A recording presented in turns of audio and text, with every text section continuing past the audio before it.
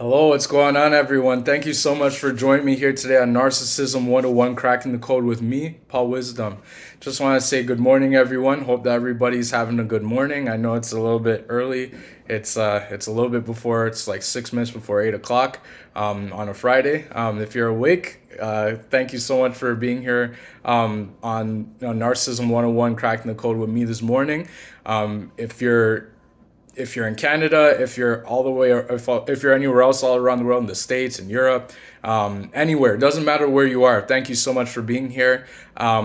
Before I get into what I'm going to talk about today, if you want a one-on-one session, you can email me at paul.wisdom_03@hotmail.com, or you can send me a text message at 647-406-3057. If you want to talk, if you want to vent, if you need some advice, if you need help, I'd be more than happy to give you the help that you need, give you the advice you need, and then I'll be more than happy to give you whatever you need to help in your situation.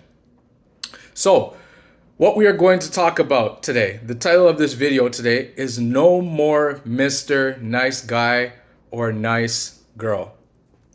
Yeah. We're going to have that talk today, guys. I think it's time we have that talk. So, narcissists.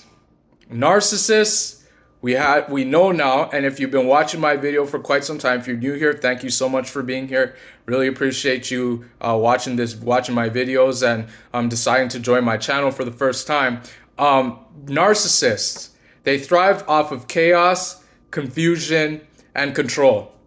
Now, I can assure you, when you were in that relationship and that experience with the narcissist, you were most likely Mr. Nice Guy or Mr. Nice Girl. You were paying all the bills. You were buying all the groceries. You were cooking. You were cleaning. You were working a job outside the home, and you were working inside the home. You were at the narcissist hand. So if they asked you to do something, you were the errand person. You did everything for the narcissist. You were always there for them. But the thing is, think about it. When you needed them, were they there for you? No, they weren't. They weren't there for you. You may have thought they were there for you. And I can tell you right now, they put on a show making it seem like they were actually there for you. But the truth is that the narcissist was only there for you when they knew that it would benefit them. The narcissist was only there for you when they knew that they were going to get something in return. Because you have to remember, guys, narcissists don't just do things for people, right? Narcissists only do things for people when they see it will make them happy. Right? So for example, let me give you an example. Let's say that you have kids with the narcissist, right? And thank God I didn't have kids with my ex-wife. I'm thankful for that. But so let's say that you had kids with the narcissist. And let's say that, for example, one of you the kid had parent teacher interviews, right? Now we all remember those interviews in school, right? And let's say that you wanted the narcissist, let's say that you had to work, and for some reason you couldn't make it, but all throughout the 30 years you've been married to the narcissist or you've been with the narcissist, you've always been the one to attend the parent-teacher interviews, and the narcissist was nowhere to be found. And just this one time, you say to the narcissist, can you go to the kids' interviews for me this time because I work today, and just this one time, I've been doing it for 10 years, and then they look at you at like, why? Why do I have to do it this time? And they say, what are you going to give me if I do it? I never do it. You always do it. And then you're scratching your head like, but I just asked you this one time. It was just one time. And now you're confused and you're losing your mind and you're thinking that you're in a two-way relationship where this person just this one time would do just this one thing for you. Well, that's how narcissists work, right? You were always the Mr. Nice Guy or the nice girl because you didn't know that narcissists do these things. You didn't know that somebody could be so despicable this way, that they could be so selfish that they could only think about themselves. You didn't think that somebody could be this way. You thought that this person, after a while, would, do the things that they're supposed to do, that they would start to care about you. They would start to respect you. They would start to teach you. They would start to treat you as if you actually mean something to them. But unfortunately, that's not how narcissists are. With narcissists, it's a zero-sum game. And it's a game, it's a zero-sum game that they need to win at all costs, right? That they think that they're infallible, that they think that they're better than everybody else, that they don't have to give, but you're the person that has to give, and that immediately when you ask a narcissist for something, they're nowhere to be found, right? So this is how narcissists are, right? This is just what they do. This is their modus operandi. This is just how they act, because they have a disorder of their mind. Remember I talked about that? And if you're new to my videos, go watch my video that's titled "The Narcissist Isn't Just Demon Possessed." But they have a disorder in their mind, right? It's a disorder in their brain where that empathy part of their brain doesn't function the way that a normal human being's part of their brain functions. And so that's why they have a disorder, a personality disorder, where they think that they're entitled to everything, but they don't have to do anything to get those things. But when they get what they want, they don't want it anymore, because they want to waste other people's time, right? They want to waste other people's money. When you are in the experience with the narcissist, and it doesn't even have to be romantic. It doesn't have to be a spouse. It doesn't have to be a boyfriend or a girlfriend or a romantic interest. It could even be your parents. Let's say that all throughout your life you helped your parents. You were the child that always dropped everything. You always gave everything of yourself. And you always, anytime, let's say that you were having a night out with your friends, and let's say that you were supposed to go out, but then your parents said, I need your help. I need this. I need that. I need you to go help your brother. I need you to take over this thing with me. You can insert anything you want, any example you want. And then you always did that for them. But just this one time, when you say, no, I'm not going to do it this time, they treat you like you're a bad person and say something to the effect of, oh, well, you were never there for us. You're such a bad son. You're not a good daughter. And then they start gossiping about you to other people in your family. And then before you know it, everybody in your family is looking at you strangely. They're treating you differently. And you're wondering, what happened? Why are they treating me this way? And then you probably even ask your parents, like, why is Aunt so-and-so treating me this way? Or why is Uncle so-and-so not treating me with respect? Why is so-and-so looking at me a certain way? Well, you can trust and believe that your parents probably went to that person, to those family members, and was talking bad about you. That's just another example. Think about your boss at work, for example. Let's say that you were the nice guy or the nice gal who was always, taking over other people's shifts. Let's say that someone wanted to go on vacation, or let's say somebody on your team had a death in the family, and you were always that person who dropped everything and said, you know what? I will take your shift for you. I will work the shift for you. But then as soon as you say, boss, I need a day off, and you've been working for the company for over 10 years, and you said, boss, I just need a day off. I want to, take a day off to go do some errands or run some errands or do some things for myself for just once. And then the boss says, no, you're always the one who does, who takes the shifts. Why are you saying no this time? And then you're scratching your head saying, but boss, I've been doing this for 10 years and I've been always there for everybody. But just this once, you can't see, narcissists all play by the same playbook, right? Or let's say that you did the work of 10 people for 5 years. And then let's say that the boss says they keep promising you, also known as future faking you. They keep saying that they're going to give you a promotion. They're going to give you a $5 or a dollar raise or $2 raise, right? Next month, you're going to get a $2 raise. Plus, you're going to get a set schedule. That's going to be everything that you ever asked me for. You're going to have everything now within the next month or so. And they tell you because you've done good work for them. The next month comes, and then you see that your schedule, it's the same schedule that you always had. And then you come to your boss and say, boss, you said that I was going to get a set schedule. And then they say, no, I didn't say that. I never said that. And then you're like, boss, you did say that. You said last month that I was going to get a promotion and that my schedule was going to be a set schedule. And then the boss says, I did not say that. And then you're scratching your head saying, and then you're the one apologizing and say, okay, I'm sorry. And this is what the narcissist wants. They want people to apologize for things that they did not do. And they want Mr. Nice Guys and Mr. Nice Gals. That's what narcissists want. They want what they can't have, because when they get what they want, they don't want it anymore, right? Think about this, for example, guys. When it comes down to the narcissist, you have to understand that narcissists, you have to understand yourself that you can't be Mr. Nice Guy or Mr. Nice Gal anymore. You've got to start setting boundaries. You've got to start saying no, right? And this is what narcissists hate. They hate when people say no to them, right?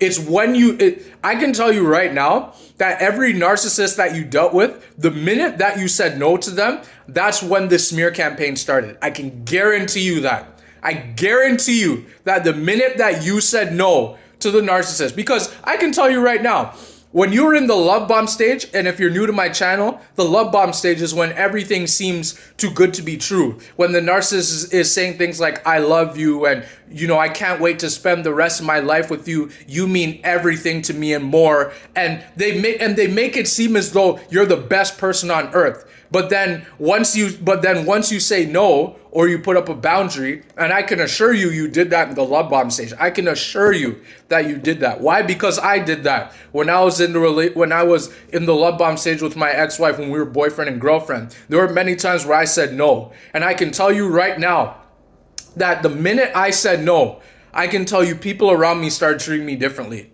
So I can tell you that's why I made a video before that talked about the fact that the narcissist abusive cycle, love bomb, devaluation, discard, that was happening in the love bomb stage too. It was happening from the beginning, right? But the thing is that you didn't know about that. You didn't know that somebody could be doing this stuff on purpose, knowing that they're doing it, right? And so narcissists, they want Mr. Nice Guys and Mr. Nice Gals. That's what they want. That's what their motive is. They want to take as much as they can from people and then throw people away, right? That's what they want to do. So don't think for a second, and I want you to know this. Do not think for a second that just because the narcissist discarded you at the end of the relationship, that the new supply is getting it any better. The truth is, the new supply is getting it worse than you did. Because narcissists, they're always they're always working on their skills of manipulation and of the narcissist abusive cycle. So with every new supply that they get into, the cycle goes faster and faster and faster and faster until they run out of supply sources and until they get a dry spell or until they get a narcissistic injury so bad that they will not seek other supply. Okay? So just know this, guys. Know this and understand that the new supply, don't think that it's any better for them. It's worse for them, right? It may seem on the outside like it's like this new supply is getting everything and more. But that's how it looked with you. That's how it was with you when you were the new supply. And the new supply is just another way of saying the new person that the narcissist is with. The new person that the narcissist is abusing. That's what we mean by new supply. Now, supply, on the other hand, is anything that gives the narcissist energy. So think about it for a second. You gave the narcissist energy. You filled them up with supply for as long as you were with them. That could have been a month, a week, a year, a decade, 40 years, 50 years. It could have been however long. They took as much supply as they could from you. And now they're moving on to another supply. Or sometimes they don't even get it. They don't even get another supply. Sometimes they just move on and they just slither. They just move on and just drift off into the darkness. And then they just live there and they're just alone for the next years of their life because they've destroyed many people already, right? And many people know their name. Especially if that narcissist is from a small town, I can tell you that people catch on very quickly.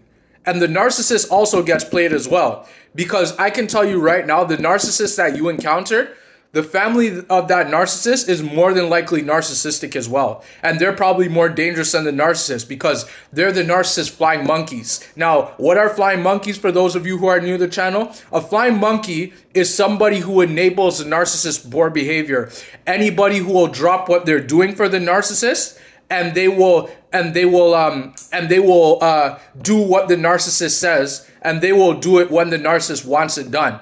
That's what a flying monkey is. And chances are, most of the times, flying monkeys are the narcissist family, it's the narcissist friends. Sometimes, and get this, sometimes it's even the narcissist spouse. Sometimes the spouse of a narcissist is also a flying monkey. Sometimes that narcissist spouse is also a narcissist, right? Because I can tell you right now, narcissists, like I said, they get played a lot more than you think. A lot of the times they get played. But the thing is that you will never know it because the narcissist doesn't want you to know. Why doesn't the narcissist want you to know? Because if they let you know, that means that they think inside of their mind, they think that they believe inside their mind that if they tell you, that means that they've lost. That means that they know that you know that somebody has found them out. Somebody's exposed them. So that's the reality of it. Narcissists want Mr. Nice Guys and Mr. Nice Gals. They want people to do things for them. That's why anytime you ask a narcissist to do something for you, they wouldn't do it for you. Or they would do it for you, but they would do it with a smirk on. Or they would do it with an angry face on. Because they want the control. Narcissists thrive. Remember what I said at the beginning of my video. Narcissists thrive off of chaos, confusion, and control. And I'm going to say it again for the people that are new to my channel. If this is your first video. Once the narcissist causes chaos in your life, so once they bring you through the love bomb stage and then they're in the devaluation stage, that's a bunch of chaos. Because in the devaluation is when they up the ante. See, keep in mind, guys, the narcissist abusive cycle, it was happening from the beginning, even in the love bomb stage. But the thing is that it was just happening, you were getting small doses of it, right? You were getting small little pieces of it, little breadcrumbs of it. But when the devaluation stage came around, that's when the narcissist really knew that they had you. Right? That's when they upped it up. That's when the manipulation came. That's when there was more manipulation. That's when there was more gaslighting. That's when they were blaming you more for things you didn't even do. That's when your cooking was no longer tasting good anymore. That's when your looks, you went from being the most attractive person to them to being not attractive anymore. That's when anything you do now is wrong, right? Everything is up now because it's in the devaluation. They're now devaluing you more, right? And now when that devaluation stage ends, when they know that they've taken everything from you, whether it's your money, whether it's your energy, when your health has taken a hit, when you're in the hospital and you're almost dying on your deathbed, that's when the narcissist will most likely just move on to the new supply. Because I can tell you that new supply that they moved on to, they've been seeing that new supply behind your back the whole time. That's why they can just move from relationship to relationship just like that. And they don't even give it any thought. They just move on because they've been seeing that person behind your back. But see, they would never tell you that. They would never tell you that because, again, they don't want to lose control over you because they know that they've caused the chaos. And now that they've caused that chaos and they've put you in the hospital, now you're confused because you're like, how the hell did I get here? Why am I sick? Where am I? And you're wondering how you got here. That's confusion. They caused confusion in your life. And now that they've caused that confusion, now they know that they have control over you. And even sometimes, post-narcissistic experience, let's say that it was your spouse who left you for dead, right? Sometimes they're even controlling you after. Because let's say that you have kids with them. Or let's say that you guys have a lot of assets together, right? Thankfully, I didn't have a lot of assets. Thank God my ex-wife just left, right? But let's say that you had a lot of assets with them, right? It's harder for you to break free now because now the narcissist knows that you're going to want to fight for that 401k or those thousands of dollars. They know that money is important to you, and so they know that you're going to put up a fight, and they know that they're not going to let you win because narcissists want everything, and they don't want to do anything for anything that they have. They just want everything. Right? And so narcissists want Mr. Nice Guys and they want Mr. Nice Gals who will do everything for them, right? Whether it's cooking, cleaning, raising the kids. They want to get the narcissist wants Parents of the Year, even though they've been everything but Parents of the Year. They weren't there for the kids. They didn't care about the kids. Narcissists don't care about kids at all. Because they use kids as pawns and puppets for them. They use kids as flying monkeys. They enable their kids to take on their bad behavior. Sometimes the kids even become narcissistic. So if you have kids, make sure you parent them to the best of your ability so that they don't become narcissistic, okay? But narcissists want Mr. Nice Guys and Mr. Nice Gals, right? But I'm telling you, no no more Mr. Nice Guy and no more Mr. Nice Gal, okay? The narcissist, once you tell them no, once you put up a boundary and they up and leave, that's a win for you. Why is it a win for you? Because now the narcissist knows that you won't put up with them anymore. And now you know who the narcissist is because they've left you and they know that you've exposed them. So I hope that this video helps you out. Thank you so much for being here on Narcissism 101 Cracked and Coded with me, Paul Wisdom, today. If you want a one-on-one session, you can email me at paul.wisdom_03@hotmail.com, or you can send me a text message again at 647-406-3057. If you want to call, just send a text to that number and just let me know that it's you and you want to talk about your narcissistic experience, and then I'll answer. If you just call me, I'm probably not going to know it's you, and I might even block you because I may not know who it is, okay? But just make sure that you send a text, let me know who it is, and then I'll be more than happy to give you help. I hope that this video helped you out today. Like the video, subscribe to it, put a comment down below. You can even watch my podcast to see my experience, and you can learn something from it. You can benefit from it, and it can help you in your experience. It can help you see what you're going through. And I hope that this video helped you out. Hope to see you on the next video. And yeah, thank you so much for being here today.